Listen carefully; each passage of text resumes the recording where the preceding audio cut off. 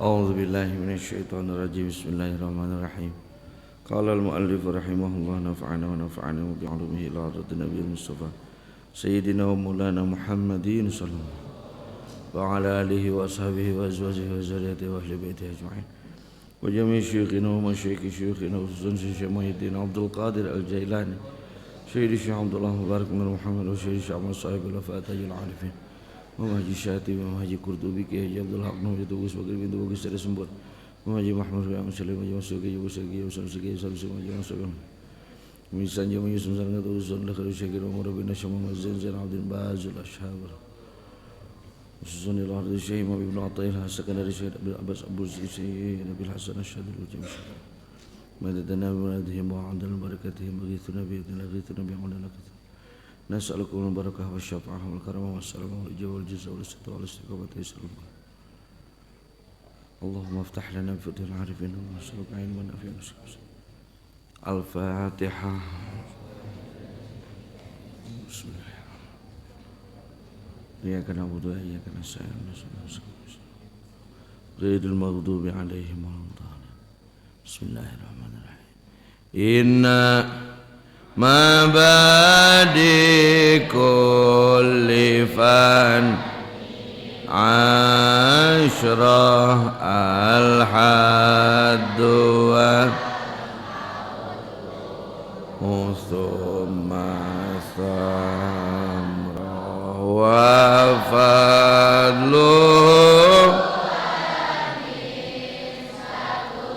والوادع والاسم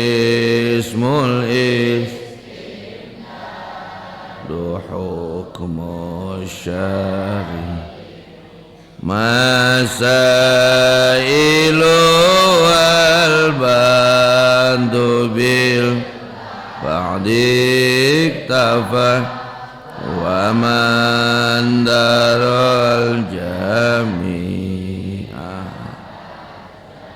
syarafa yuhasalik wa thamratuhu. Apa sih hasilnya kalau kita belajar tasawuf dengan baik, dengan tata cara yang benar? Jadi hasilnya itu bukan yang aneh-aneh. Saya kok bingung hari ini banyak orang belajar tasawuf tapi kok hasilnya jadi kayak aneh-aneh gitu. Memiliki perangai yang aneh, pakaian yang aneh, gaya yang aneh. Seperti tasawuf itu adalah hal yang aneh. Padahal wasamratuhu adalah tahdzibul qulubi, membersihkan hati,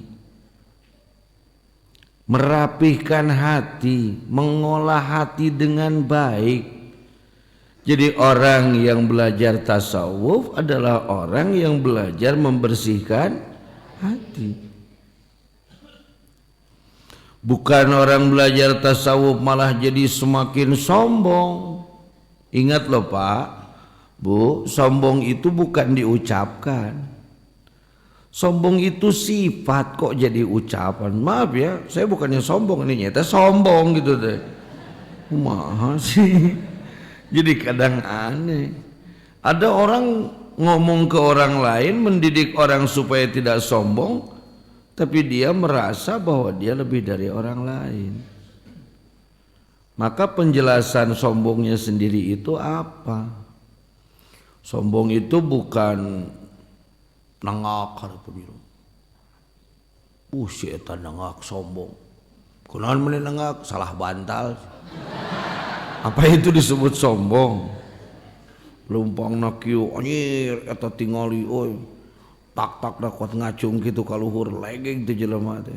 Sia kunaon legeg bisul na kelek kudu kumaha? Tidak. Bukan sifat, sombong itu sifat.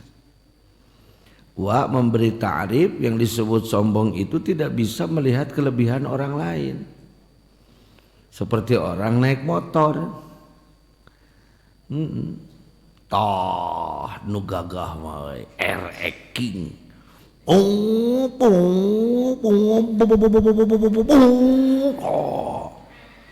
Cek anu sombong kumaha gaya ngan mun geus panas tanagaan salah lagi ieu atuh wer ninja nya gaya eungap natanyakan ieu atuh ieu tok Vespa tanaga gede tanakan kuat kikiping lemet salah dewa. Akhirnya ditanya, kamu punya apa? Sepeda bari kempes. Orang sombong. Nah itu harus dibersihkan. Inna likulli syai'in siqalah. Segala sesuatu itu ada alat membersihkannya. Nyuci baju pakai sabun, cuci. Nyuci piring, ada sabun cuci piring. Nyuci badan, ada sabun mandi. Nyuci hati pun ada caranya. Tahdzibul qulubi, membersihkan qalb. Karena kadang-kadang ada mobil mogok. Ternyata bukan bodinya. Ternyata bukan bannya. Ternyata bukan mesinnya. Ternyata bukan sopirnya. Ternyata bukan transmisinya, tapi ternyata ada kerikil kecil di karburatornya, maka jadi mogok. Maka bersihkanlah kolbu kita. Alat untuk wasiqalatul qalbi, alat untuk membersihkan kolbu adalah zikrullah. Banyak berzikir kepada setiap ucapan yang mengingatkan kita kepada Allah, itulah zikir. Jadi naon wae perkara nu ngingetkeun urang ka Allah eta teh naon? Zikir. Maca Quran, sholawat, subhanallah, alhamdulillah, ratiban, tahlilan. Tapi Allah sendiri yang menyatakan dalam Al-Qur'an, wa afdalu dzikri fa'lam annahu la ilaha illallah. Itu Allah sendiri yang menyatakan. Kenapa kita harus kembali kepada Allah? Karena yang membuat kita kan Allah. Yang tahu tentang kontur hati kita itu bukan kita. Urang mah teu ngirunyeun henteu. Allah yang menciptakannya. Maka Allah tahu alat membersihkannya adalah la ilaha illallah. Dan orang yang bersih hati itu bukan gini diem. Pamajikan diperkosa ge cicing. Eta mah lain bersih hati kuple gitu. Ceralang layangan malang layangan kebluk. Dikanyadkeun teh ngagateng kalau bukan. Jadi orang yang bersih hati itu tidak semerta-merta.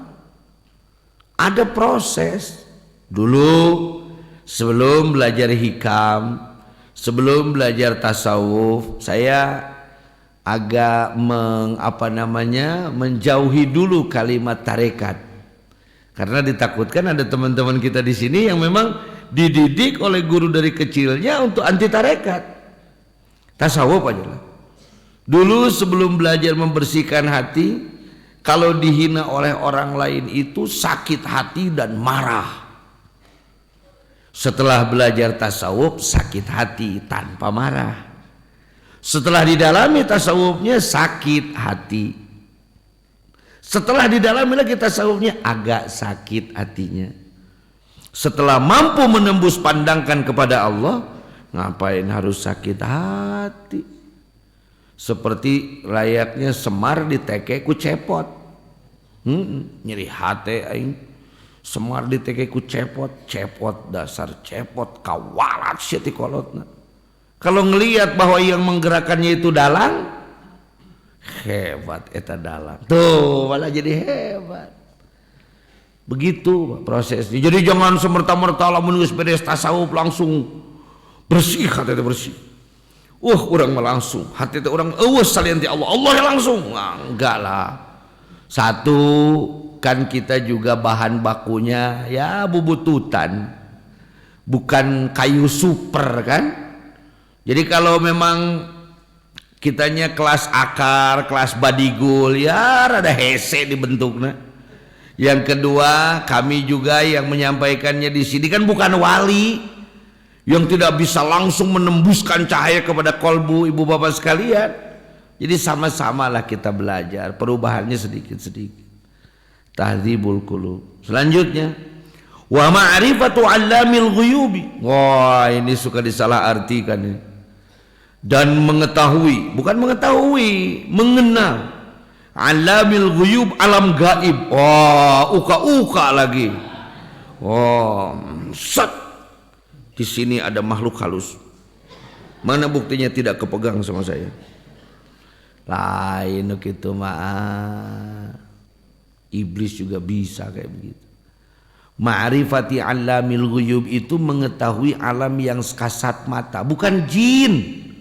Bukan iblis, alam ini yang kasat matanya.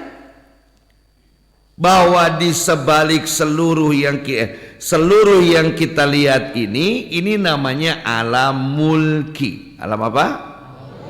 Kerajaan Allah mulki. Di sebalik ini semua ada lagi satu alam yang hanya bisa ditembus dengan rasa. Disebutnya alam malakut.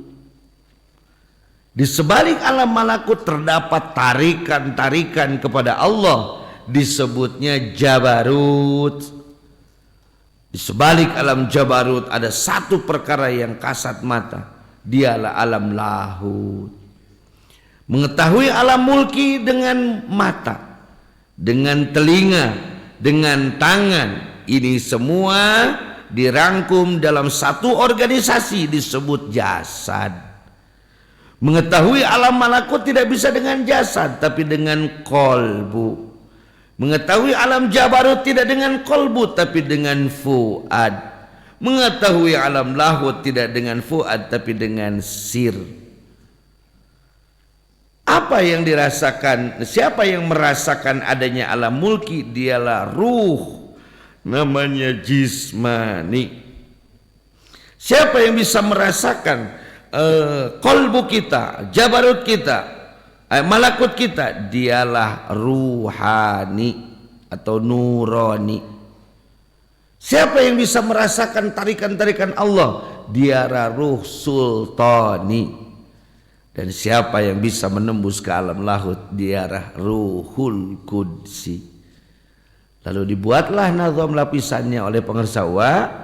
Nih, tingali dina halaman sabaraha mang bisi ningali ka ditu dina kitabna eueuh terus ditulis 104 115 104 atau 115 punya saya di 115 ada nggak? So tinggal di nadomna alam mulki malakut jabarut lahut jasad kolbu fuad sirri olah tuntut ruh jismani nurani sul. Orang terus berjuang nembuskan diri, itu saja pokoknya. Jadi yang disebut dengan salik adalah seorang yang sedang mengolah dari mulai alam mulki, malakut, jabarut, lahut. Mengolah jasad, kolbu, fuad, siri. Mengolah ruh jismani, ruh nurani, ruh sultani, ruhul. Lalu bagaimana caranya sampai ke situ? Besok harus dibukakan dulu. Ai kunci mobilna can boga, rek kumaha ngahirupan jeung initna. Itunya dulu dihidupkan. Baik. Ma'rifati 'allamul ghuyub itu mengetahui sisi lain dari semua kehidupan. Contoh. Pan biomadog bakene pengetahuan anu berdasarkan lamunan kene hampir halusinasi, hampir khayalan. Contoh. Dilihatlah seorang perempuan yang kotor, yang bau, Mungkin mata kita mencibir, naon gitu. Hidung kita ditutup bau. Bahkan mulut kita itu bisa muntah. Tapi yang kotor dan jelek itu ibu kita. Akan berubah. Bijilna teh jadi kanyaa. Karena sudah melihat bukan lagi dengan mata ini, tapi melihat dengan hati. Lalu ada dorongan nyamperkeun, cium tangan, ngamuliakeun, itu jabarut. Lalu Allahu hanya kita berdoa kepada Allah dengan kemuliaan ibu kita. Nah, gitu. Can ranjing Mang abdi mah. Iya atulah maneh. Ditingali teh di belah dinya aya gunclukan ngariung, aya ditempo teh awewe. Ngalieun langsung. Mungkin jasad kita langsung tersedot. Mulai dina hati teh kunaonnya si eta mendingan si teh dagdug-dagdug ke deweknya. Kenapa? Kok pas dia tersenyum itu ada sesuatu yang terbakar di hati ini. Kayak ketemu polisi lah kalau di jalan. Kalau lagi naik motor ketemu polisi deg-degan kan. Jangan-jangan itu cinta. Soalnya kegebegan pakai cinta mah. Lalu tiba-tiba ada dorongan keberanian kita untuk mendekati dia. Lalu sampailah pada malam pertama teuing di kulon ting di kieu baca karan teu para dugu nu karasangan itu aja. Itu sudah sampai pada alam lahut. Itu baik. Jadi ma'rifati alamul ghuyub itu seperti itu. Kalau kita hanya melihat gunung, yang terlihat gunung saja itu belum belajar tasawuf. Orang yang belajar tasawuf saat melihat gunung mulutnya akan mengucapkan subhanallah walhamdulillah wala ilaha illallah wallahu akbar. Lalu hatinya tergetar melihat kemuliaan dan keagungan Allah, sehingga yang dia nampak, yang dia lihat hanya keagungan Allah saja. Itu belajar tasawuf. Sehingga sulit dia menghina orang lain. Dan yang dia puji bukan orangnya tapi keagungan Allahnya. Itulah yang kata pangarsa ma'rifatu alamul ghuyub itu yang disebut ihsan. Ihsan itu anta'budallaha ka'annaka tarahu fa illam takun tarahu fa innahu yarak. Itu bahasa masih bahasa gede. Bahasa nu hese diomongkeun. Maneh ibadah secara maneh ningali Allah, lamun maneh teu secara ningali Allah, maneh kudu asa ditingali ku Allah. Anta'budallaha ka'annaka fa illam takun tarahu fa innahu. Jadi yang mahal dalam ihsan itu ka'annanya. Ada kaf yang memakai anna. Ada tasbihu syai' tapi memakai taukid. Berarti melihat apapun harus menembuskan kepada siapa? Kepada Allah. Bukan itu Allah, bukan. Nah, ihsan. Sehingga dengan tasawuf kita bisa menembus pandangkan segala sesuatu itu kepada siapa? Kepada Allah. Ma'rifatu alamul zauqan, secara rasa. Secara rasa. Seperti layaknya saat kita berjalan lalu melihat perempuan cantik. Ini untuk perempuan.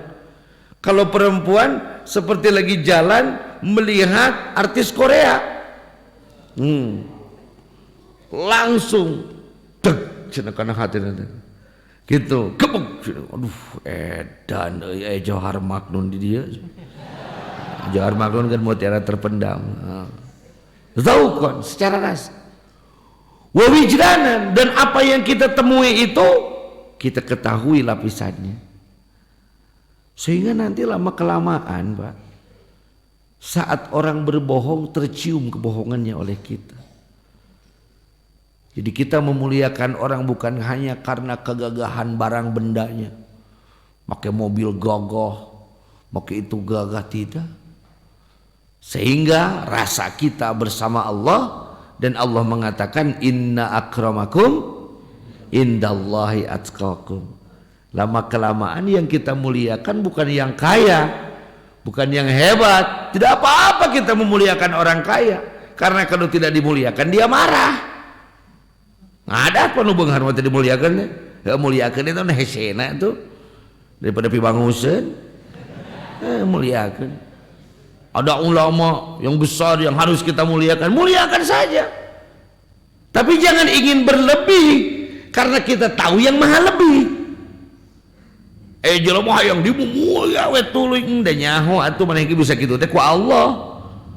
Karena ada yang lebih kita muliakan, bukan fisik ininya, bukan kemampuannya, tapi siapa yang menciptakan fisik ini dan siapa yang memberi kemampuannya, dialah Allah. Baik, dzauqan wa wijdanan wan najatu fil akhirah. Orang yang belajar tasawuf pasti akan mendapatkan pertolongan di akhirat. Tandanya orang akan ditolong di akhirat, di dunia dia sudah menjadi sahabat Allah.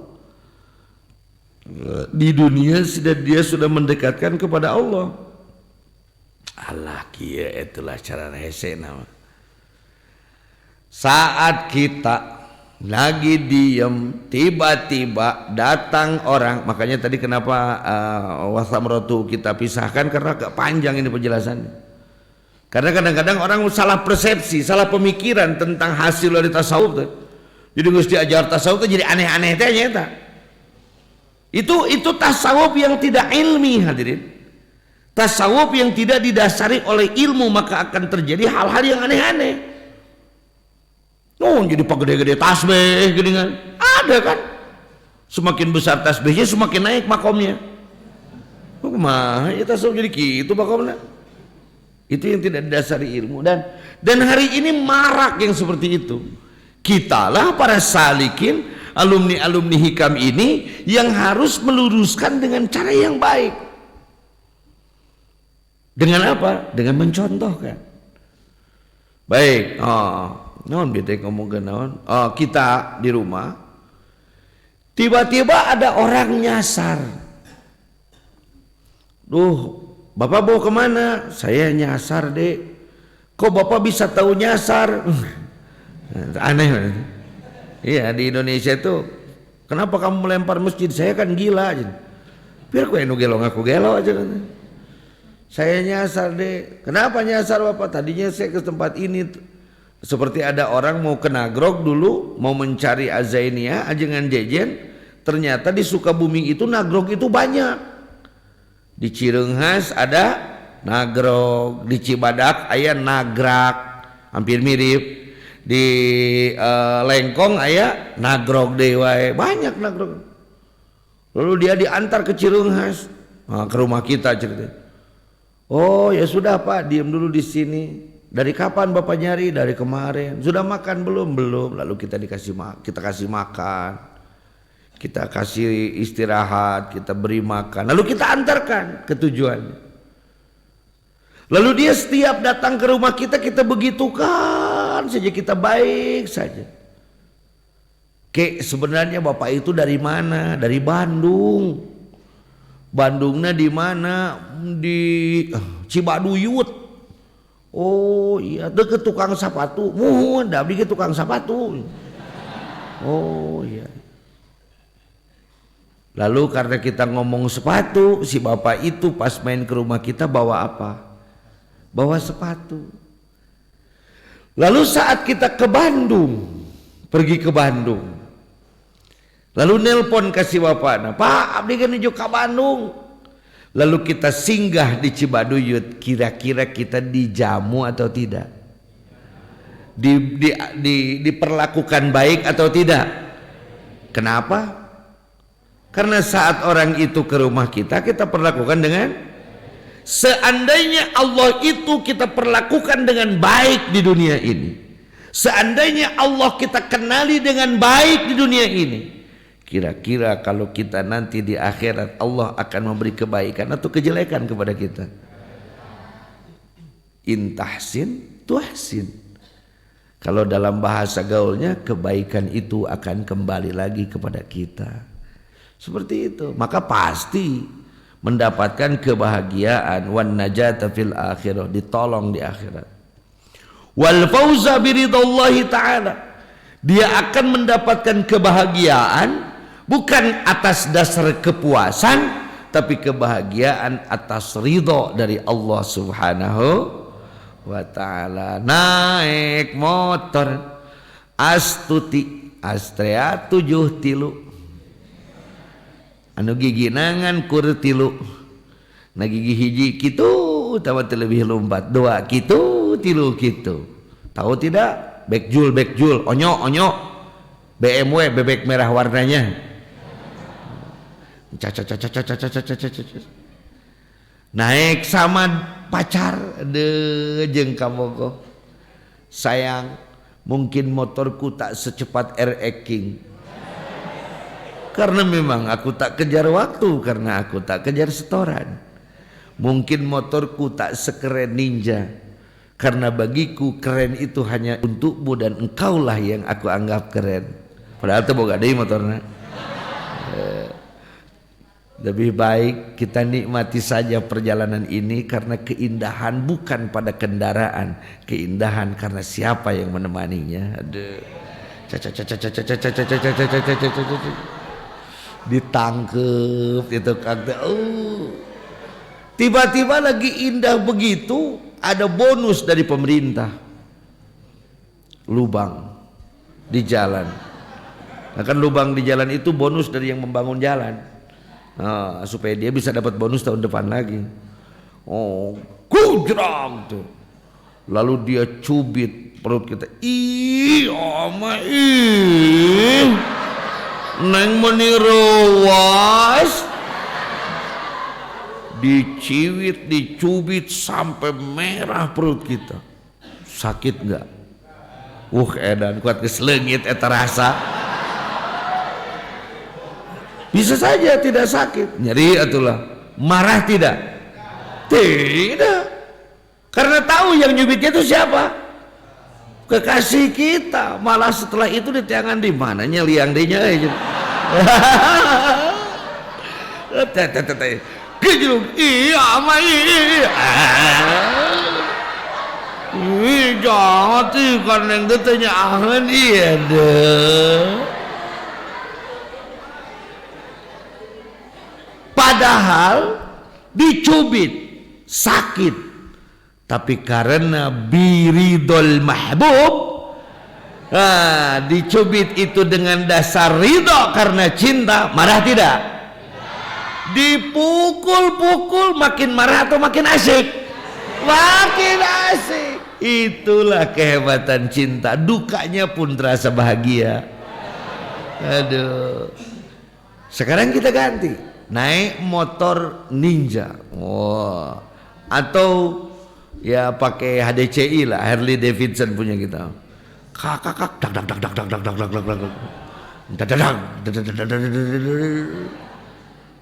jeung mitoha kan. Naon emang seuri atuh cara naon oge.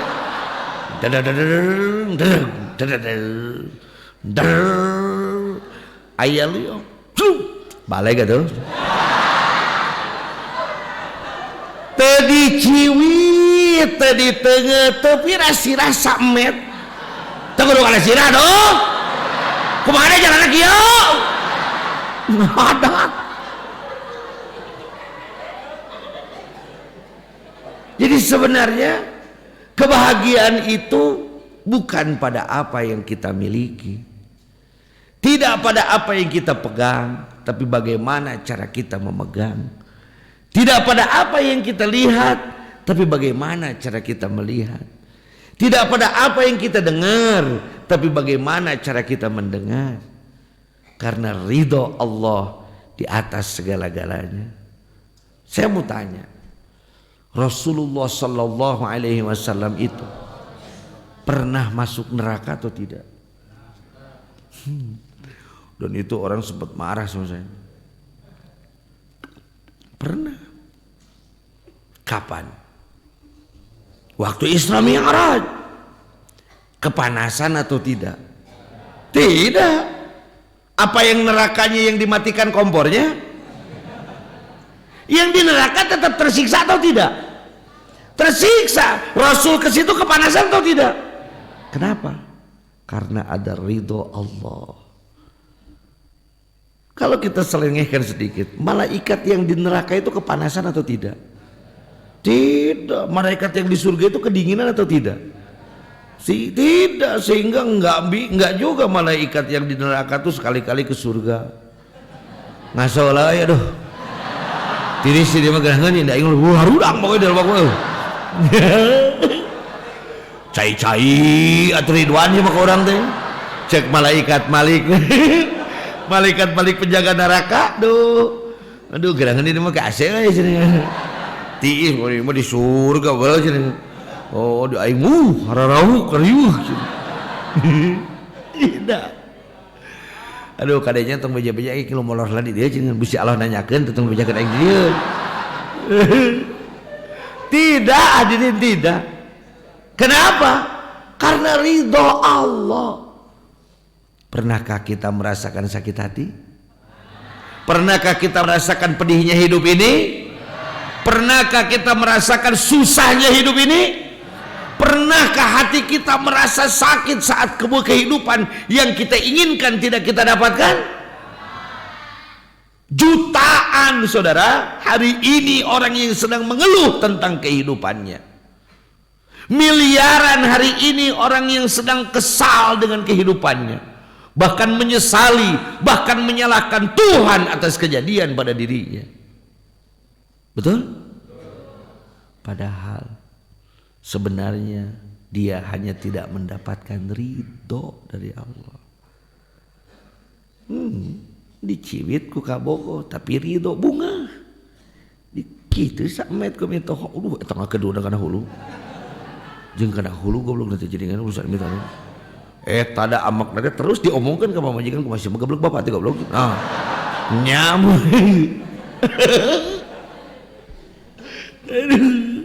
Tika lebaran teu datang naon teu gara-gara sakitu saeutik teh panjang eta papanjangan karena tidak ada ridho.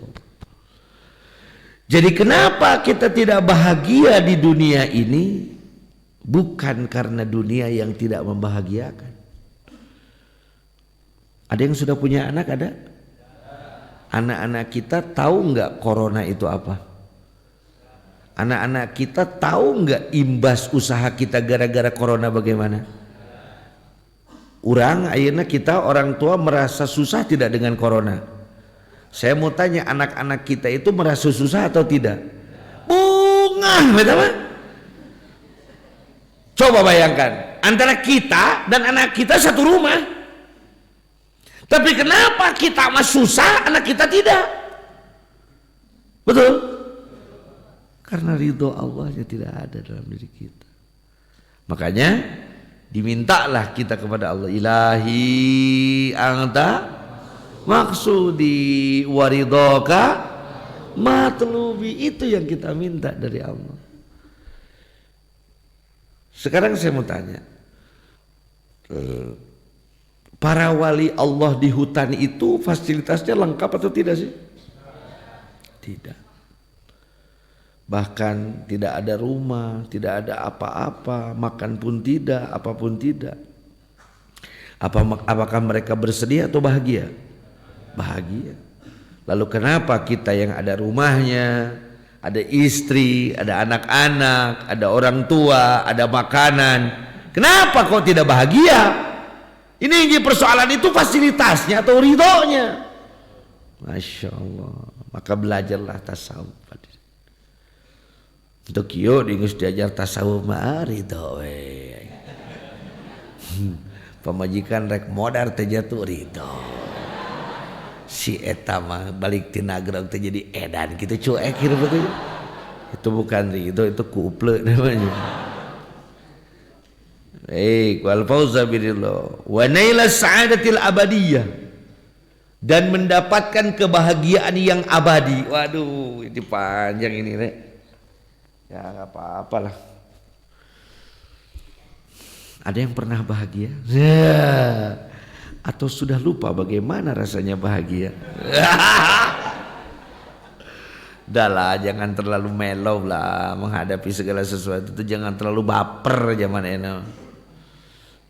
Emangnya lagu itu nggak ada yang kerasnya. Tommy J Pisawe jeung Panipe Biola nu meweke lagu itu tidak kan. Lagu juga ada lagu bahagianya.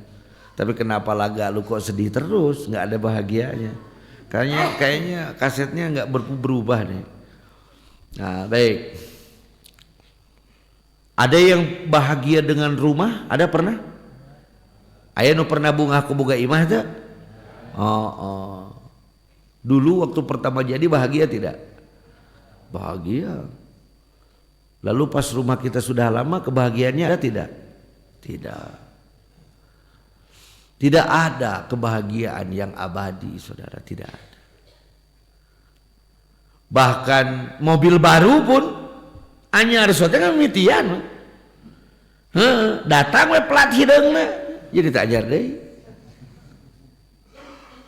Istri baru pun kan iya adalah I guess jam sakieu mah kadu gitulah. Iya. Perawan itu kan cuma sekali. Pira aku mau pemajikan teh geus 8 tahun teu perawan nih. Mau pelur cuma itu. Aduh. Kalau sudah turun mesin berkali-kali kan kadang-kadang spare partnya banyak yang diganti mesin mobil itu.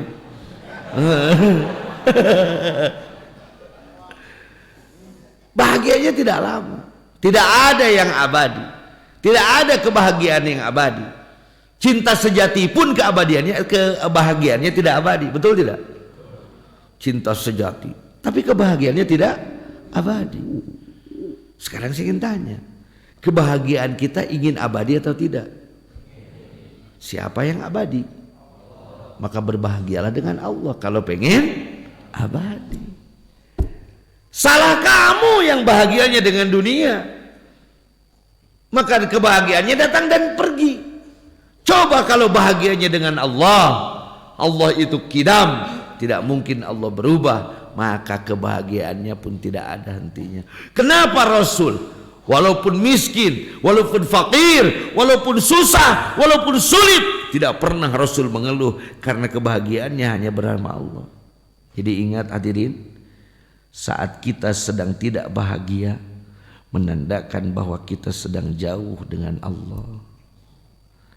Jadi itu bahagia teh lain ulin. Secara ruwet inglah dia. Heeh. Naon teh? Healing gitu. Bener. Di imah wae nya kos dispenser sih mah. Magicom. Ulin atuh ulin jaringan Apakah akan mendapatkan kebahagiaan di tempat main di sana? Tidak. Ini yang paling enak loh nanya bahagia itu di mana? Tanyanya ke ibu-ibu. Bu, oh ibu-ibu atau Neng? Oh benar, mung disebut ibu-ibu. Edan, nah, karek jauh ti salah kisah kedeung mung disebut ibu-ibu itu. Wah modus ya. Neng. Kah atuh si jawabih meuni kitu ya Allah. Pan eta Kang cing albikru idza suilat fa hiya sukut cing. Ai parawan mun ditanya jembling cing. Mun ngajawab sih disebut randa. Tante ya mama kau mengaji. Neng. Ceritanya kita punya suami. Biasanya hidup susah. Lalu tiba-tiba suami kita datang dan memberi uang. Neng punten cing ya gaduh artos pung sakieu kanggo neng teu pira 100 juta. Bahagia atau tidak? Bahagia. Ini juga neng, maaf dicering. Aku kumpul selama di tempat kerja. Akhirnya beli emas lah 50 gram buat neng. Aduh, itu naon itu musibah atau kumaha itu? Aduh, kenapa kebahagiaan ini bertubi-tubi? Oh, tenan naon neng. Kamu berhak bahagia sayang. Neng, kebetulan beli mobil Jazz warna putih baru buat neng. Oh. Tadi waktu lewat ada baju dari Elzata yang model baru. Akhirnya lihat ukurannya pas dengan neng. Ini buat neng juga. Waduh, duit ongkoh. Menang mobil ongkoh, emas ongkoh. Kamu teh suka makan di mana teh? Oh di restoran lah. Yuk kita pergi ke restoran favorit kamu. Waduh, pesan semua makan yang kamu impikan. Ngapain sih? Ini semua untuk membahagiakanmu. Waduh. Lalu sedang duduk makan, kenapa sih ini kok bertubi-tubi kebahagiaannya? Oh kamu kan harus bahagia sayang. Udah ngasih semua sama Neng. Pengen apa dari Neng? Gak pengen apa-apa. Cuman pengen diakui kalau dia ini yang baru datang adik kamu.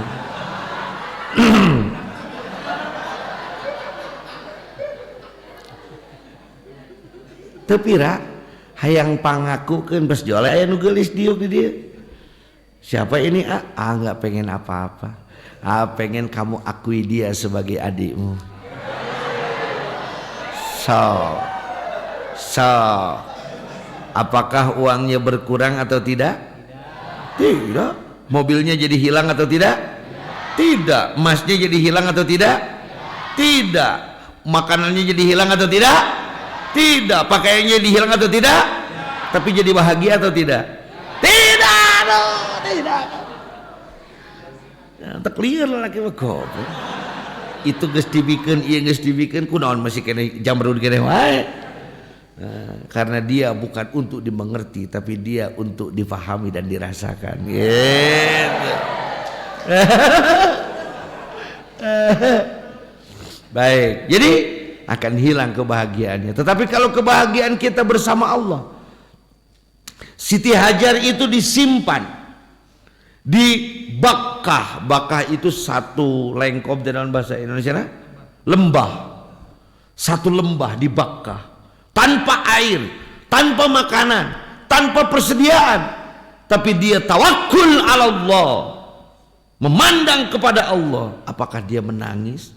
Apakah dia meraung-raung, kuku lutus kemudian nampiling Nabi Ibrahim? Kan tidak, karena kebahagiaannya hanya ada pada Allah. Menembuskan itu sulit. Tetap saja saat perut kita lapar, anak kita menangis, istri kita marah, mertua kita cemberut, kudu beunghar aing teh goblok. Gitu. Balik lagi kebahagiaannya ke dunia. Betul? Padahal kebahagiaan itu hanya pada siapa? Allah al-abadiyah, yang abadi. Terus juga wa tanwirul qulub. Karena ini diambilnya dari kitab Tanwirul Qulub, sehingga dikutipkan juga. Salah satu buah dari belajar tasawuf itu selalu diterangi hatinya.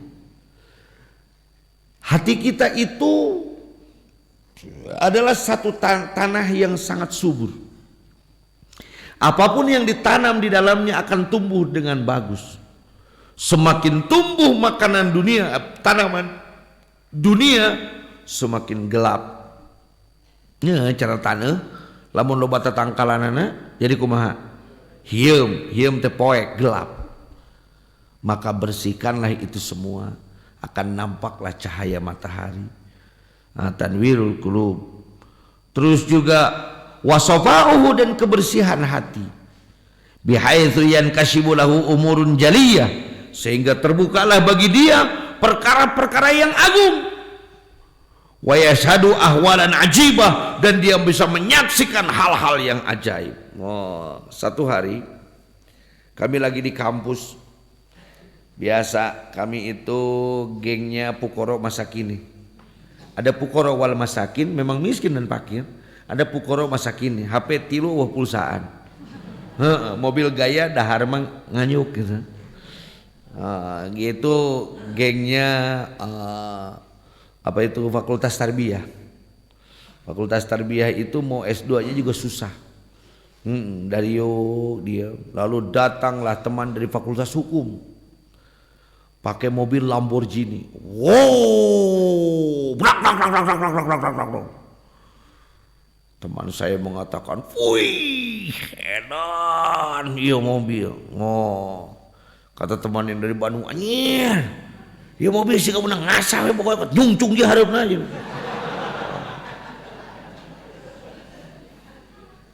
Luar biasa. Padahal kalau mau kita selusuri, eta mobil teh besi, Betul tidak? Mau mereknya Ferrari, Lamborghini, Maserati, BMW, Mercedes, besi, besi. Lalu datang dari Fakultas Ekonomi, pakai motornya motor hak genep. Nah, hak genep ya? Ninja teh. Genep hak genep, hak dua. Wow, iya motor, menigaya. Padahal eta teh naon? Besi.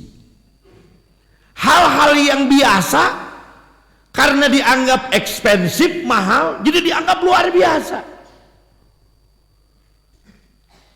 Handphone dianggap luar biasa. Baheula mang, baheula. Hayang boga HP. Anu nada dari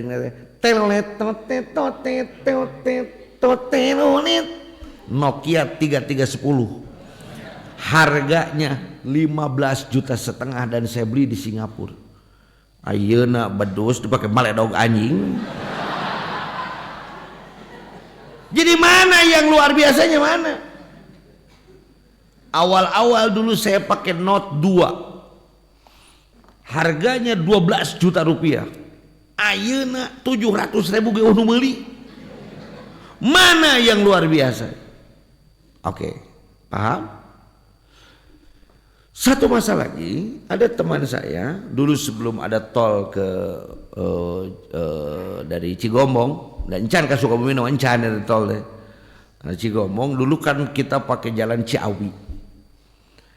Dia mau berangkat ke kantor karena orang Sukabumi kalau ngantor di Jakarta itu hampir mirip dengan tukang kebang dan tukang sayur.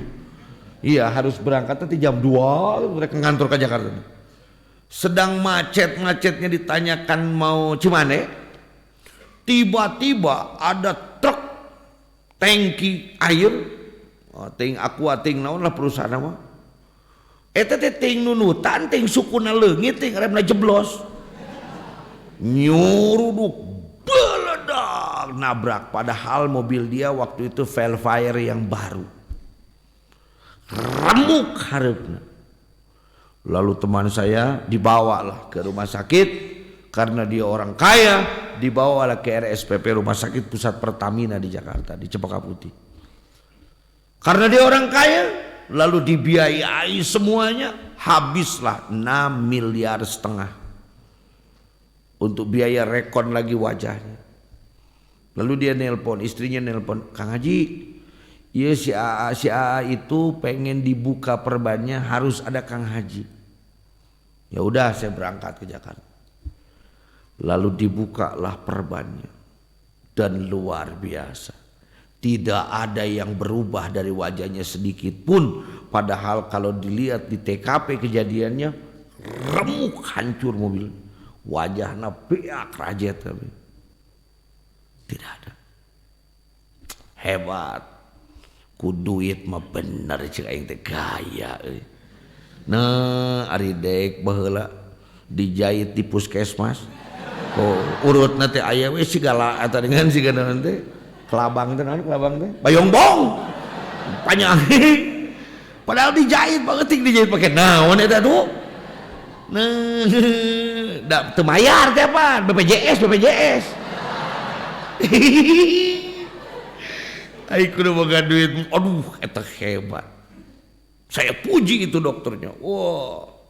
Sir, orang Singapura, this is the best what we can do. Okay, doctor, thank you for all. Yes, beres balik. Padahal ada yang saya tidak perhatikan. Kela Kang itu jadi lieur, wajar we wajar. Dangaranna ge maneh sabaraha minggu atuh dibukotot eta sirahna. Ayeuna dibuka lieur mah wajar. Heueuh meureun nya Kang. Tek turun, aduh Kang lieur, itu lieur. Wajar we wajar. Kayak ditinggali ku naon maneh kitu. Nya eta itu lieur jadi. Iya kenapa ngiceup teu bareng? Ada yang berkedip di sini ada? Ini kejadian nyata loh saya. Bukan ngarang-ngarang. Bukan, memang sebenarnya ngicupnya teu bareng.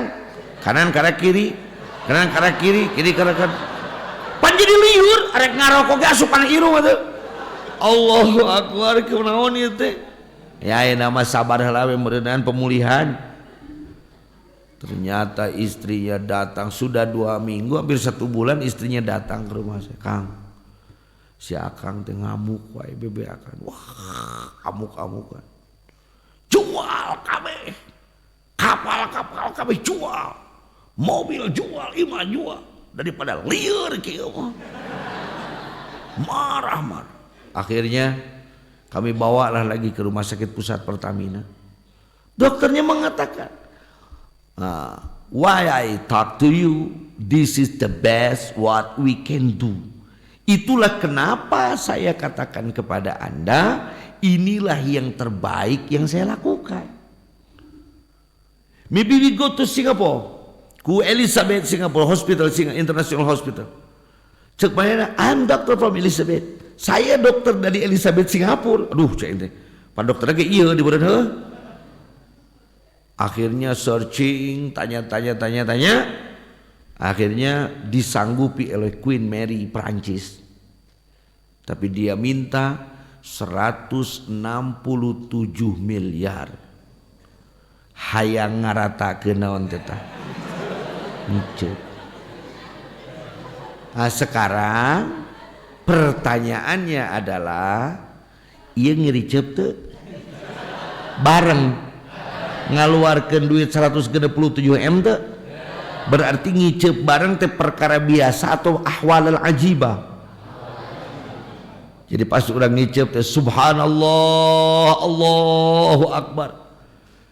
Geningan mahal, Gusti mah paring ngicep ka abdi teh mahal ya Allah, ternyata mahal. Saya berkedip. Kita menemukan ahwalal ajibah. Paham tidak? Saat angin bersemilir kepada kita, rasakanlah bahwa itu adalah Allah menyapa kita dengan kemuliaan. Yang kedua, cerita ahwalal ajibah. Kemarin waktu corona, waktu covid, banyaklah teman-teman kami ini yang kaya lah cari tanah bunghar, lagi bener 8 bunghar. Lalu dia kena covid, lalu dia dibawa ke apa itu? Wisma Atlet di Kanangan. Satu kamarnya itu 3 meter, pakai alat napasan. Saya tanya, kumaha euy bisnis? Goblok. Tong ngomongkeun bisnis keur kieu mah. Allah, hayang napas. Uangnya tidak laku. Jabatannya tidak laku.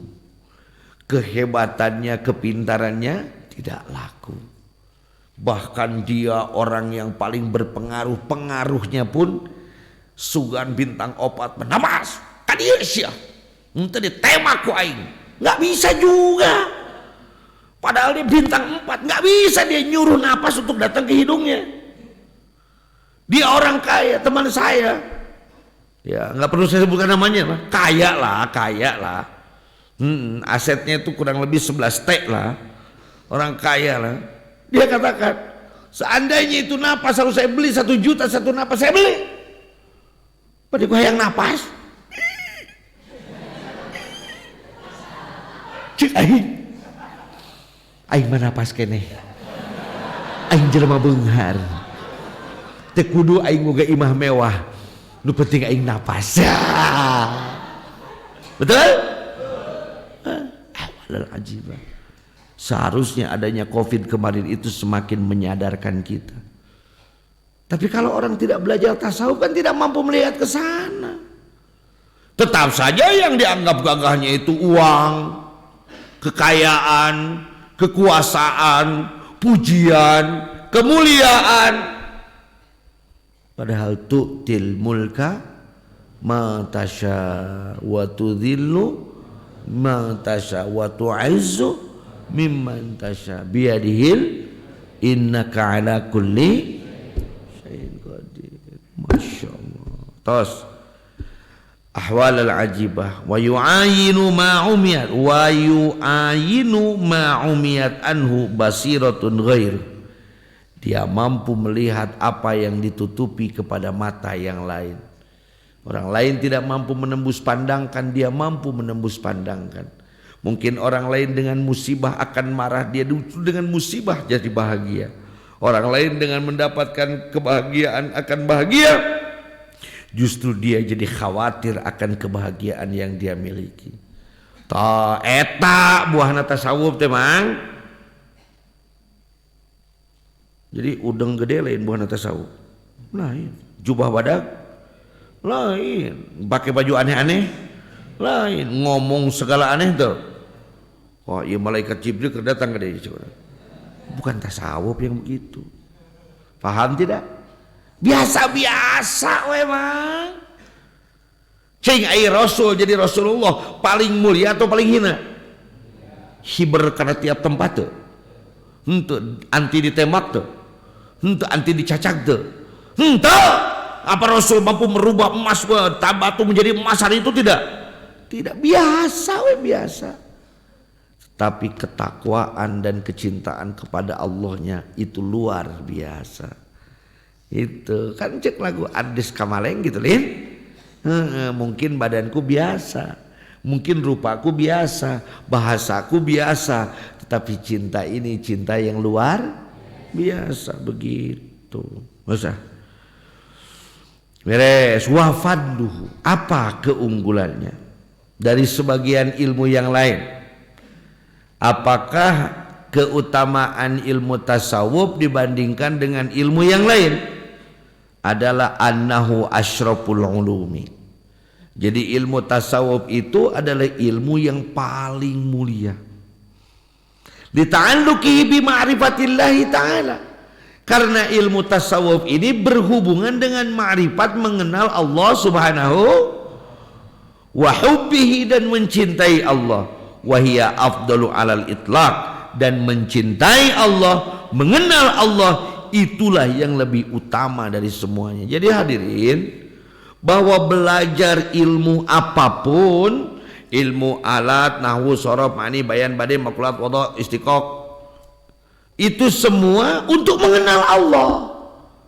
Belajar fikih, usul fikih itu untuk mengenal Allah.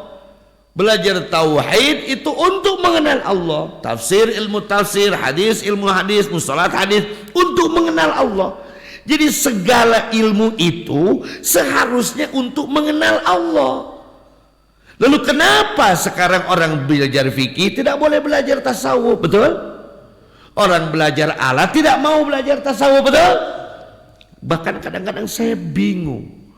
Loh, Syekh Abdurrahman Al-Akhdari radhiyallahu anhu yang mengarang kitab Sulamul Munawwarah, yang mengarang kitab Jauharul Maknun. Coba dilihat dalam contohnya dalam Jauhar Maknun, kan semuanya mengenai ma'rifat kepada Allah. Lalu kenapa yang belajar balaghah itu kok jadi tidak ma'rifat kepada Allah?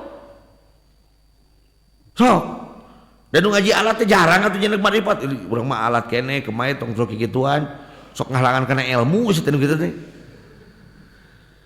Ini masalah lagi masalah. Jadi seharusnya kia-kia Allah kira. Bapak mengajarkan kepada bapak lagi. Pangarsawa mengajarkan kepada saya. Gini kata Wak. Ang ari maneh nyieun pacul rek naon? Coba tolong dijawab. Kalau kita bikin cangkul untuk apa? Untuk nyangkul kan? Nyangkul sawah. Kalau nyangkul sawah supaya menghasilkan apa? Padi. Bukan untuk jadi tukang cangkul kan? Jadi mana nyieun pacul teh keur nyieunnan pacul. Tungtungna maneh teh jadi tukang nyieun pacul. Jadi meuli sangguna mah anger we eta ladang pacul teh dipake meuli kejo. Padahal seharusnya kalau kita bikin cangkul harus bisa mencangkul dan menghasilkan. Kalau kita belajar alat, maka harus ada yang dialati. Nyaeta dipakai mengagali syahadu mu'jizatal Qur'an.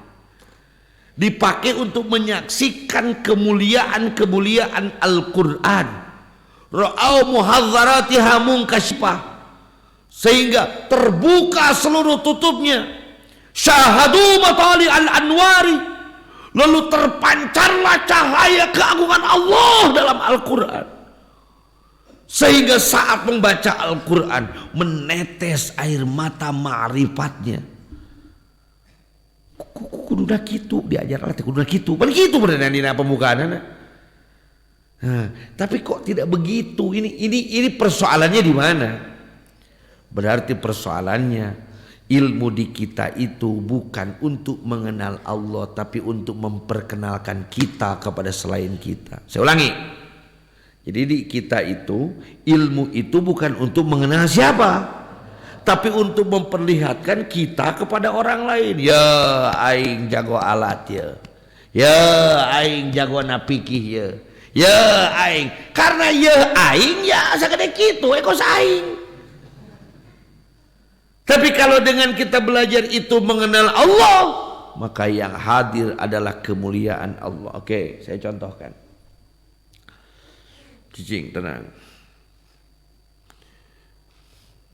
Saya contohkan. Oke. Lihat. Halo. Apakah handphone saya menyala? Menyala. Terpancar cahayanya? Mic ini tersinari tidak oleh cahaya? Coba kita tutup. Apakah handphone saya menyala? Ada kelihatan cahayanya? Menyinari tidak? Kenapa tidak menyinari? Karena tertutupi. Jadi ilmu Allah yang memancar itu saat kita akui ya aing jadi seperti ini. Ada orang melihat cahaya tapi tidak mampu mencahayai orang lain. Lalu ilmu Allah itu kita tembuskan, kita ikhlaskan. Nah, apakah tetap ada cahayanya keluar? Apakah menyinari? Karena kitanya mengosongkan diri kita, lalu yang ada adalah cahaya Allah. Paham tuh dirinya? Yang contoh itu bisa dipahami atau tidak? Ayo, maka hadirin, itulah keutamaannya. Jadi, kenapa ilmu tasawuf itu utama? Karena seluruh ilmu Allah itu dasarnya untuk mengenal siapa? Allah. Wa nisbatuhu ila ghairihi, apa hubungannya dengan ilmu yang lain? Apa? Kalau ilmu yang lain kan biasanya wa nisbatu li baqil ulumi tabayunun kulliyun. Biasanya begitu loh, Pak. Coba, ada yang ingat enggak mabadi asr dalam ilmu nahwi, mabadi asr dalam ilmu sharaf, mabadi asr dalam ilmu fikih, mabadi asr dalam ilmu apapun? Biasanya wa nisbatuhu li baqil ulumi, hubungan dengan ilmu lain, tabayunun kulliyun, berbeda dengan ilmu lain. Nahwu bukan sharaf bukan nahwi. Tapi kalau di sini wa nisbatuhu ila ghairihi minal ulumi, apa hubungannya dengan ilmu yang lain? Innahu aslun laha. Jadi ilmu tasawuf adalah asal dari semua ilmu. Wa syartun fiha, dan menjadi syarat untuk belajar semua ilmu. Masya Allah. Jadi sebenarnya mah syarat orang yang bisa alat itu kudu diajar naon heula? Tasawuf heula. Syarat orang yang diajar fikih itu kudu diajar naon heula? Tasawuf heula. Karena di dalam ilmu fikih disampaikan awaluddini mun. Iya geus rada alam lahut teh kieu ngawangkong lain. Awaluddini ma'rifatullah. Yang harus terlebih dahulu dipelajari dalam agama adalah mengenal Allah. Aslun wa syartun fiha. Karena la ilma, tidak ada satupun ilmu, wala amala, tidak ada satupun amal, illa biqasdi tawajjuhi ila Allah Ta'ala, kecuali bermaksud untuk fokus tawajjuh teh, konsentrasi kepada Allah Subhanahu wa Ta'ala.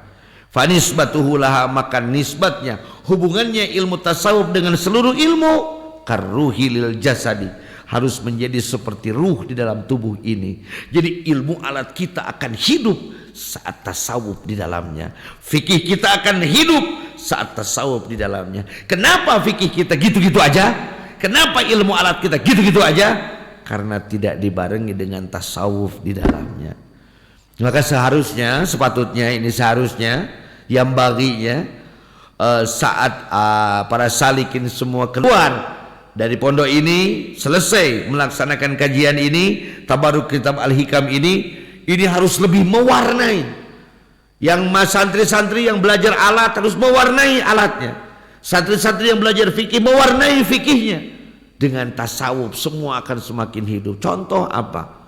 Apapun pohon yang kita tanam tergantung tanahnya, betul atau tidak? Sok ayeuna melak cabe, melak tomat, melak terong, ngan taneuhna cenah garing kabeh hirup mah. Oh, tasawuf itu dasar semuanya. Maka akan semakin tumbuh, semakin hidup ilmu kita kalau pakai ilmu tasawuf. Saya memang ada ingin menceritakan, tetapi takutnya akan jadi kesombongan. Jadi riweuh deui wae kada juet ngerubanana dia. Itu wawadi'uh. Udahlah, kita lewat sajalah. Lamun ngadongengkeun urang dike, legeg. Budak karek kamari sia mah hirup geus legeg. Lain legeg gegel. Apaan dibalikeun legeg teh gegelin? Wawadi'uh. Ayo, siapakah yang menciptakan ilmu tasawuf? Allahu tabaraka wa ta'ala. Tingali mang terek sultan kumaha ya ilmu nu nyieun lagi nu bogana tuh. Allah langsung nu nyieun lagi. Wa auhahu ila rasulihi wa anbiya'i qablahu, dan Allah mewahyukannya kepada baginda Rasulillah dan para nabi sebelumnya. Fa innahu ruhu syar'i wal adyan. Tasawuf itu adalah ruh seluruh agama dan seluruh kepercayaan. Al-munzilati kulliha, yang diturunkan oleh Allah semuanya. Wasmuhu, apa namanya? Ilmu tasawuf. Ilmu, ada yang mengatakan ma'khudun minas sofa, diambil dari kata sofa. Sofa itu sofaun itu murni. Harusnya kalau sofa jadinya tasbiyah. Wasufi, ada yang mengatakan dari 8 sufi. Min sofa qalbuhu minal kadr wa amtilau minal ibar wastawa indahu min adzabu wal madar. Sopun itu adalah baju dari bulu. Dahlan itu darwis. Darwis itu dulu orang-orang yang belajar membersihkan hati itu dia memakai pakaian yang paling jelek. Pakaian yang paling jelek itu adalah pakaian dari bulu hewan. Ayeuna mah halus ayeuna mah. Kalau sekarang zaman ayeuna baju tina kulit hewan halus atuh. Karena sudah jarang. Ieu mah dulu. Kan baju zaman dulu itu yang bagus itu adalah kain, karena terbuat dari kapas melalui proses yang lama gitulah. Kumaha lamun jelema miskin, aya doma pae pencit, buka kulitna poekeun pake gitu. Saking jeleknya. Aya nama gaya. Padus pakai baju tina bulu komo. Bulu kulit hewan 5. Tahu 5 tidak? Iya Kang dewe teman lain nu kos onta leutik di daerah Peru. Teu nyaho di jauh lagi Surade dinya. Peru. Negara Peru itu di mana dekat Chile. Kami kita nyaho di Chile, Amerika Selatan. Ada hewan seperti unta yang kecil, itu bahannya 5 namanya. Doma siga unta gitu hewan 5. Itu kulit bulunya diambil lalu dirajut tanpa merubah warnanya, karena warna 5 itu bisa warna-warni, jadi hitam dengan warna aslinya. Saya ceritanya ingin membelikan baju yang bagus untuk pengarsa uwa. Saya nanya, I wanna the true, saya pengen yang asli wool. Oke. Ini namanya Apollo. Oke, jadi untuk siapa ini? Untuk papa saya. Memang untuk papa kamu cocok, kalau kamu terlalu tua lah pakai baju ini. Iya kok, nggak apa-apa. Di Bandung. Tapi ini baru sampel. Kok sampel kok? Saya nggak stok lah. Kenapa nggak stok? Berapa meter? Tidak ada berapa meter. Saya mau tanya bapakmu beratnya berapa? 70 kilo. Oke, berarti yang ini. Jadi dia cuma 1 jasen, tidak lebih. 1 jasen itu harganya 45 juta. Anjir. Kayak naon ieu? Ya. Pernah lagi. Enggak itulah. Lalu dibakar, nih, ini asli, tidak terbakar. Ini asli, ya. Eta urang kekeh bingung goblok pamatenya. Ini udah dijahitin belum? Baru begini. Allahu Akbar teh. Sama jahitnya berapa? 10 juta. Ini yang bagus katanya. Bosok teh naon dah keur kolot mah. Lalu dipakai sama Aang. Zaman baheula mah baju kieu teh baju supi. Supi teh kumanya baju pangbututna eno jadi pangmahal aja jadi. Oh, karena saat panas dia akan menjadi dingin. Saat musim dingin dia akan menjadi hangat. Pan beda baju urang mah. Jaket Garut nih. Lamun make jaket keur musim panas datang mucrakna ka awak awe kesangan. Nah, keur musim tiis cara di dieu lain kalah haneut kalah ngobrol di tiis. Jaket itu jadi huras tiris. Nah, itu perbedaannya katanya. Nah, yang disebut dengan sauf itu adalah pakaian dari bulu yang selalu dipakai oleh orang-orang yang sedang menanggalkan kemuliaannya. Karena orang-orang itu memakai baju itu, maka diberilah ilmu ini namanya tasawuf. Padahal jauh panggang daripada api, sudah berbeda tempat, berbeda kebiasaan. Wah mengatakan seandainya saya dulu yang mewadokannya, mungkin saya beri nama ilmu tazkiyah, bukan tasawuf. Ayeuna geus jadi kumaha tuturkeun atuh pirage ngaran sih teh. Kan nama itu kadang-kadang kumaha dipake nah, nama itu naonnya cara naonnya cara di kita ngaran cai di wadahan di urang manaon rek merekna Ades, rek merekna Reminlal, rek merekna naon bade meser aku wae padahal aku mah ngaran atuh. Kayak di Jakarta makan mie apa aja disebutnya Indomie, we nyebutan di Jakarta mah. Oh iya mah sarimi, ya ada Indomie sarimi, ada India. Kayak di Jawa, montoriku kalau di Jawa arane Honda. Bapak kiai naik Honda Yamaha. Ya kumaha cek ini lieur. Honda mah Honda, Yamaha mah Yamaha. Dasarnya Jawa lieur. Ya memang begitu nyebutnya Honda ya Honda. Nah, maka kalau sudah diberi nama, sudahlah tinggal ikuti. Jangan dikatakan ini bid'ah. Tidak ada zaman Rasulnya. Matematik ge eueuh. Fisika ge eueuh. Kunaon ai budak kuliah teh disebut bid'ah aing ngaji tasawuf. Bid'ah aing teu kaharti. Betul? Saya mau tanya, fikih 4 mazhab zaman Rasul ada tidak? Tidak ada. Sok atuh ayeuna ilmu hadis zaman Rasul ada tidak? Tidak ada juga ilmu tafsir zaman Rasulullah tidak. Maka tasawuf zaman Rasulullah tidak ada. Tapi substansi dari semua itu, tasawuf mengajarkan akhlak. Zaman Rasul mengajarkan apa? Akhlak. Rasul menghitung sehingga adalah ilmu hitungan. Betul? Rasul berperilaku dalam ibadah sehingga adalah ilmu fikih. Jadi zaman Rasul memang tidak ada nama ini. Atuh da ngaran memang zaman baheula aya corona eueuh. Lanu aya ge tetelo. Make jadi virus H5N1 lah. Tetelo ieu mah baheula ge. Nya, cara cek urang Banten eta mah Jayong. Baheula tak aya santri ti Banten di dieu. Aju budakna eta gering. Pen dibawa tak kurang teh kukula dibawa tak ke rumah sakit eta bapana gagaro hulu.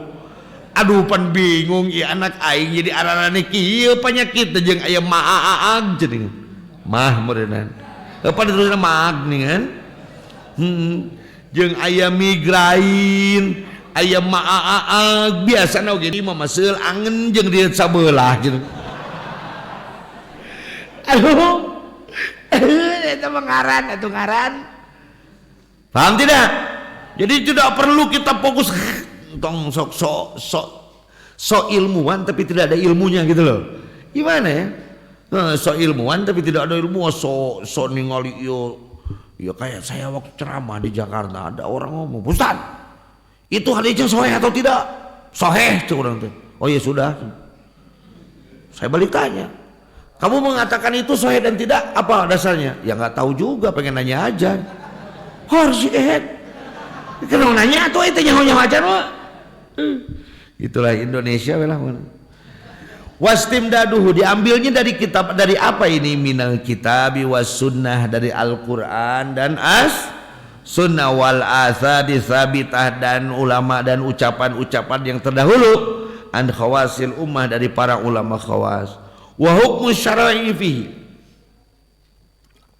Ini yang ada agak ekstrim, ekstrim. Ini supaya kieu ada pahili ngawangkong teu naon lah. Wa hukmu syar'i fi, apa hukum syariat belajar ilmu tasawuf? Tingali al wujubul ainiyum, walah sia wajib ain. Jadi kalau orang tidak belajar tasawuf itu hukumnya apa? Dosa. Lalu kenapa ada bahasa engke diajar nu kitu mah geus umur 40 tahun?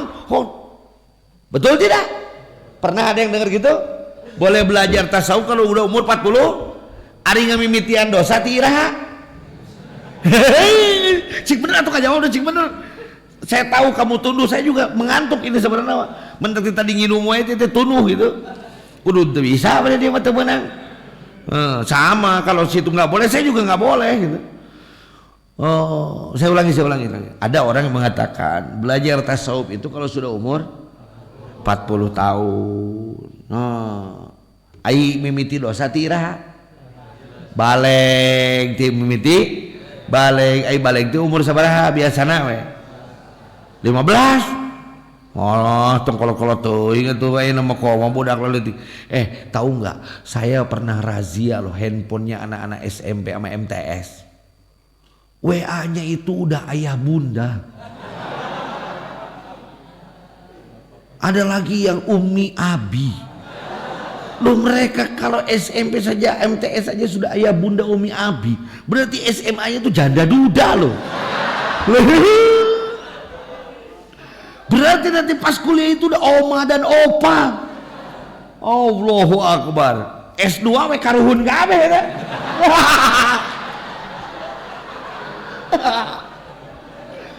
Itu kalau kuliah S3 sudah bahasanya sudah mbah dan eyang gitu, mbaput dan bakung.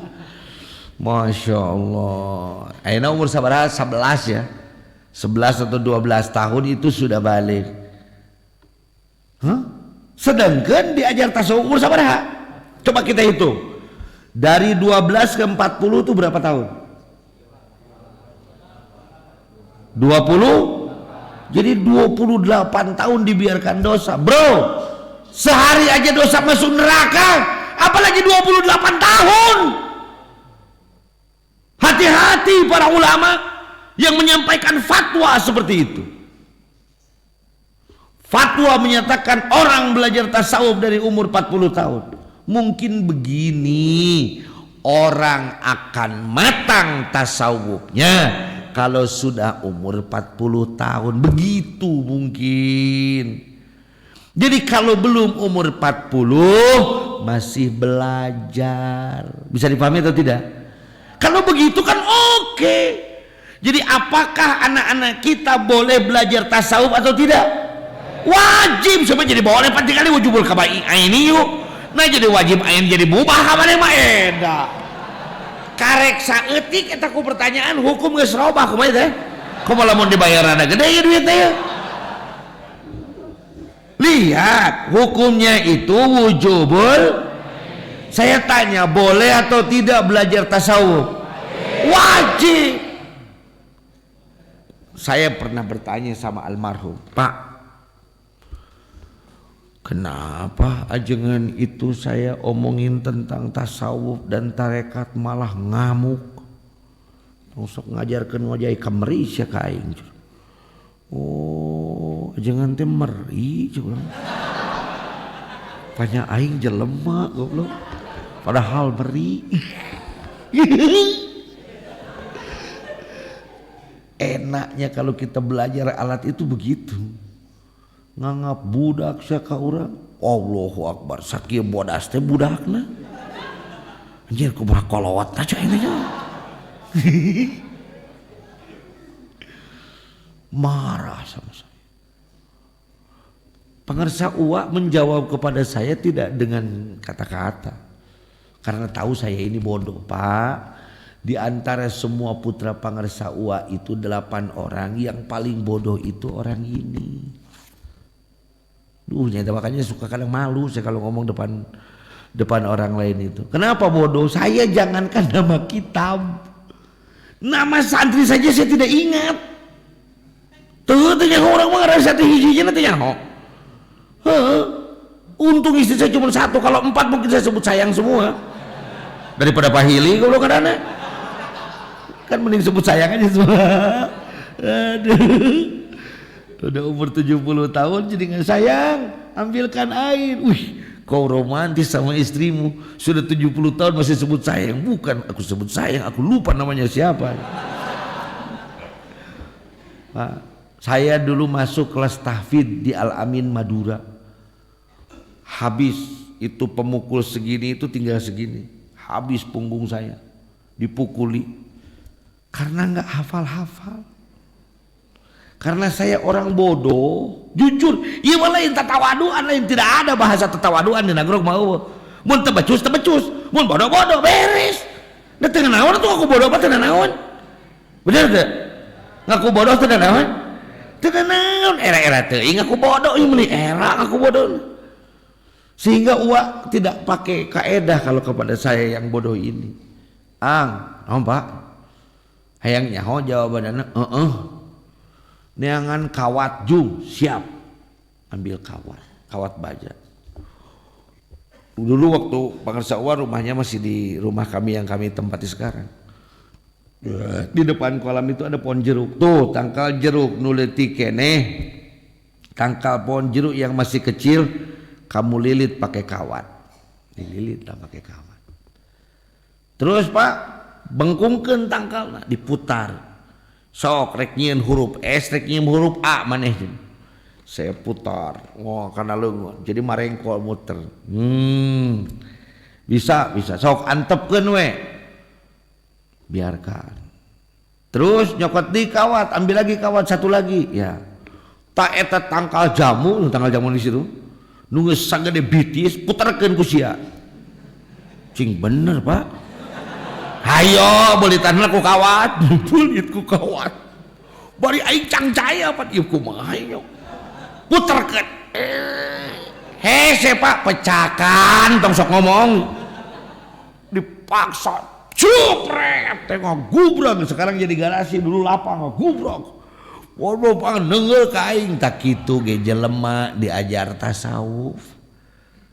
Kenapa orang itu marah sama kamu? Karena dia sudah tua baru tahu tasawuf. Jadi tangkal nunggu sekolot mah diperuhkeun teh ngabanting. Coba lamun ti leuletikna kumaneh diwawuhkeun kana tasawuf. Makanya kenapa kami membuat nadzoman Islam orang, Islam Sunni, Ahlussunnah wal Jamaah. Dibuat nadzoman untuk anak kecil. Setidak-tidaknya di otak mereka ada. Makanya anak-anak kita ini, mohon maaf bagi Pak ikhwan akhwat yang anti manakib, jangan marah. Pan ada GAM, gerakan anti manakiban. Dari kecil bawa anak kita manakiban. Dari kecil bawa anak kita bentuk berzikir. Bawa budak kurang teh tong mung. Wah, riweuh mau budak mah ieu daripada riweuh engke geus gede ngebetri ka sia. Bawa dari kecil. Supaya apa? Ada file di otaknya ada. Gitu. Karena mengajarkan itu dari kecil, minal mahdi ilal lahdi. Jadi kenapa ada yang mengatakan harus umur 40? Itu matang dalam tasawuf. Kayak dulu saya mau dijasa, mau ditalkin. Bah, ke Pangarsa Abah, aang yang ditalkin, mungkin pemitos dewasa. kira aku aing can dewasa. Waktu itu saya umur 9 tahun. Nama apa 9 tahun lah, pokoknya kelas-kelas. Tahun 90 saya lahir tahun 81. Jadi umur 9 tahunan. Lalu datang lagi ke Suryalaya, saya bawa foto. Abah, naon? Kabogoh AA. Naon mau awewe, foto awewe, kabogoh. Terus dewasa, terus buka kabogoh. Sanes gitu. Bukan begitu. Duh, aing. Can kene. Akhirnya sebulan lagi saya bisikin ke telinganya. Bah, naon? Nu kamari tingis dicium. Bobol masih ditempeleng saya. Katanya mursyid nggak pernah marah, cuk saha aing pernah dicabok. Dosa teh. Dewasa bah. Gitu. Akhirnya satu hari pengersa Abah memanggil saya pulang berjamaah subuh. Beliau masih ke masjid. Berjamaah subuh. Ya. Abdi. Dibukalah sarungnya. Mau calana lancingan komprang. Iya. Mungkin upami tos wajibna tepan ange. Angin naon iya si jangkang siap bari bingung emang aing ti kamari can wajib sholat kunaon lamun teu sholat ditampilingan piraku bapak urang ngaleuwihan Gusti Allah oge ngahukum jelema lamun dosa berarti aing ti kamari can wajib. Lalu datang ke situ ke rumah ya ke tempat istirahatnya pangersa Uwa pun bapak ditempeleng lagi. Jablok sia mau samping abahnya kehet baju. Nun tanya heula atuh di pasihan. Oh bener sia, bener. Ari eta Pak punten naon? Ieu teh ceuk pangarsa. Engke pakena teh mun geus wajib salat. Emang ari ti kamari aang teu wajib salat kitu. Henteu Allahu Akbar. Nama kita tampilingan atuh mun teu salat. Pan ngareh sholat sih. Teu kaharti urang mah. Emang wajib teh kumaha heung kewe. Ya Allah, bener guru mursyid. Ya itu yang tadi ya apa itu? Alamul ghaib gitu. Jadi kita diberi pengetahuan tentang rahasia-rahasia sesuatu. Selalu saya tidur, udah bangga tuh boga BHS. Ti guru mursyid tang. Nada teu pira ngimpi nama numpak kohkol sih teh. Numpak kohkol non sing kohkol kentungan. Ari pek bapak ang pipis. Lain kiis teh eta teh. Naon pipis teh kieu? Kemae geus hayo.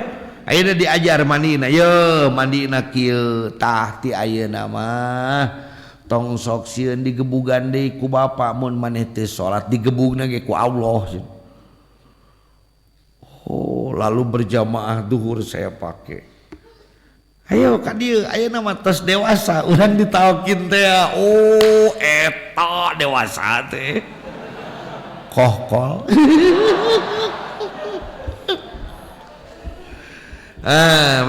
Baik wajib. Ini idla yakhlu ahadun min aibin. Tidak ada satu orang pun yang bersih dari cacat, betul tidak? Ada enggak orang yang bersih dari dosa? Ada tidak? Tidak ada. Au maradin qalbiyin atau sakit hati, penyakit hati, tidak ada. Illal anbiya alaihimus salatu wassalam, kecuali para nabi dan para rasul, mereka tidak pernah berbuat dosa. Kalau kita pernah berbuat kesalahan hati, ada penyakit hati, maka di situ kita wajib belajar tasawuf. Pertanyaan nak iyalah ayeuna mamang rek nanya ya. Ini pertanyaan pangarsa Uwa nih yang biasa dipakai dulu. Pernah rieu teu? Sok nginu ubar tara? Pernah nyeri beuteung? Nginu ubar tara? Pernah nyeri cangkeng? Nginu ubar tara? Jadi tiap penyakit sok diubaran. Pernah kedua berjamaah?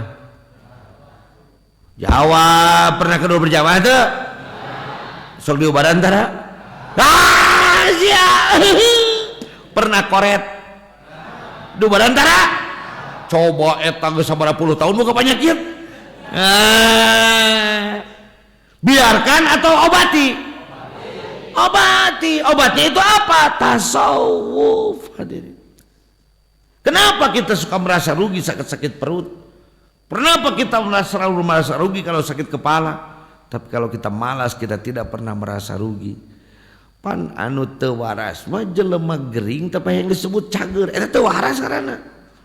Betul tidak? Lamun boga mobil butut heg teu dibawa ka bengkel, mungkin alus mungkin butut. Kalau kita tidak belajar tasawuf, apakah kolbu kita semakin bersih atau semakin kotor? Maka yuk kita belajar yuk supaya lebih bersih hati kita. Amin. Masailuhu, apa persoalan-persoalannya? Qadiyahnya al-bahisatu an sifatil qulubi, yang timbul dari sifat-sifat hati. Wa yatba'u dzalika syarhil kalimat allati bainal qaumi, dan diikuti dengan bahasa-bahasa yang dibahas oleh para ulama seperti zuhud, wara, mahabbah, fana, dan baqo. Nanti persoalan-persoalannya kalau sudah ketemu dengan qadiyahnya. Ada juga yang yang bagi likulli syar'in fi fanin ayyatakama 'alal basmalah.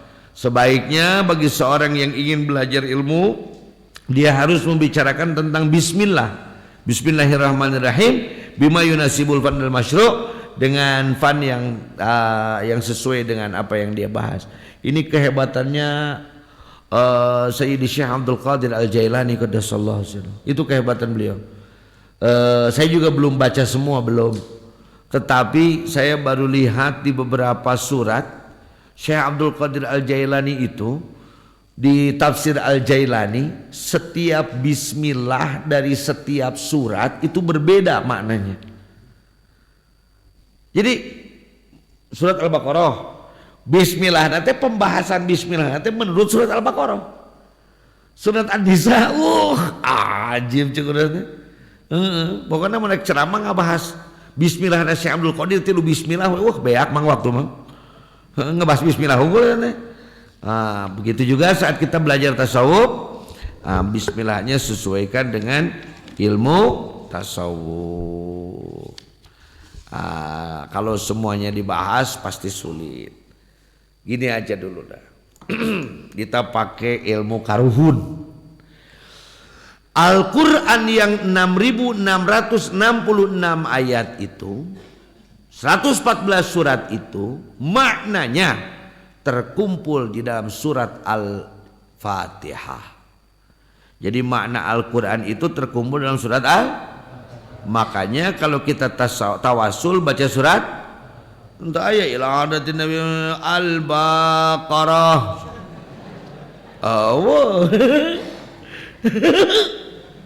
Eta lamun tawasul ke Al-Baqarah edan genep kali bisa 2 minggu eta.